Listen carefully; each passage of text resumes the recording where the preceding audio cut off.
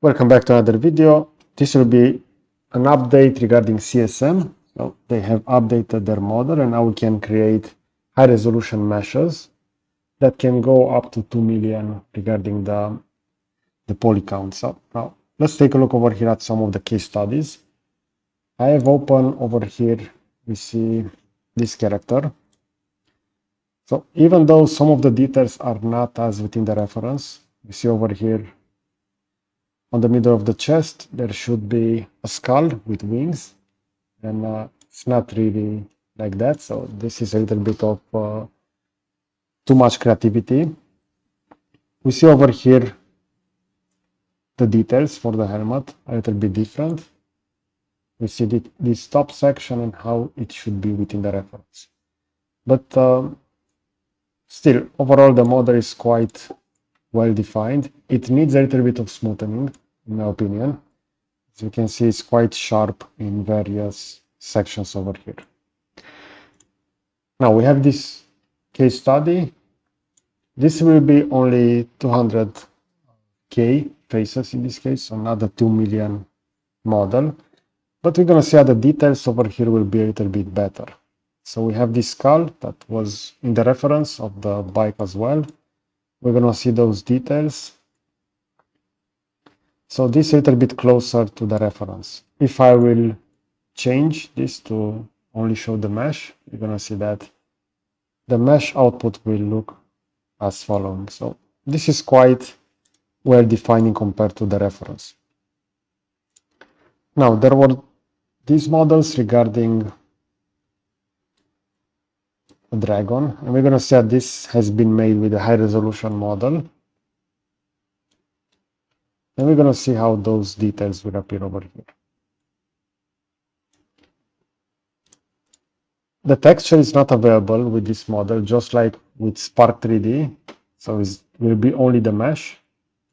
We're going to see in this case, if I will swap to wireframe visualization, over here on the interior, the mesh will be, so we're going to have less meshes detailed over here, right in the middle of the dragon mouth over here.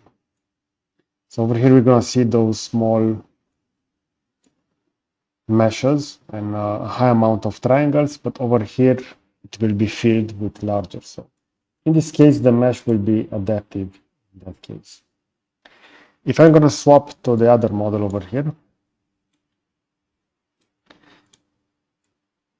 you're going to see that it will look like this. If I will also enable the wireframe, currently I've noticed that wireframe lags a little bit within the viewer, maybe because of the high poly count. It's not something that we can't work with. And in this case, we're going to see that adaptive poly count will be better distributed onto the model.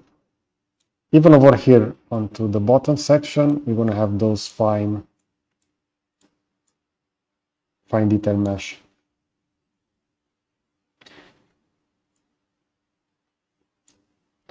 So mostly just over here on the interior, it added those additional faces, and those will be with higher triangles, as we can see over here. Okay, let's check some more additional models.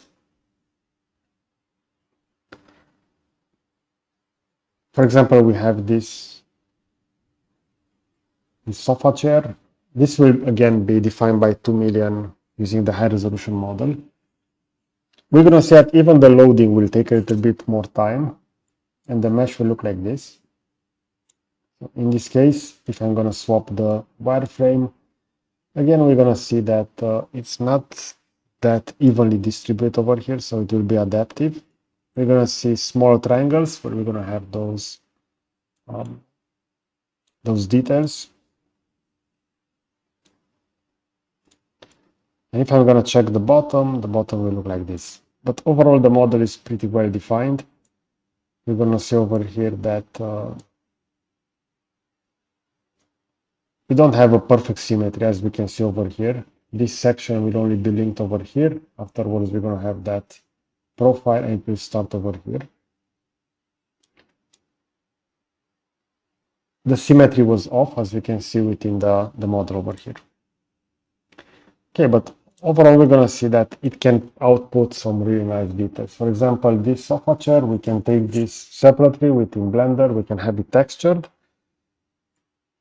Even though it's not that true to the reference, as you can see over here, those profiles should go a little bit upwards until that cushion of the sofa chair, but that can easily be changed afterwards. This is a really good starting mesh if you want something similar to this to be maybe added within a virtual environment and so on.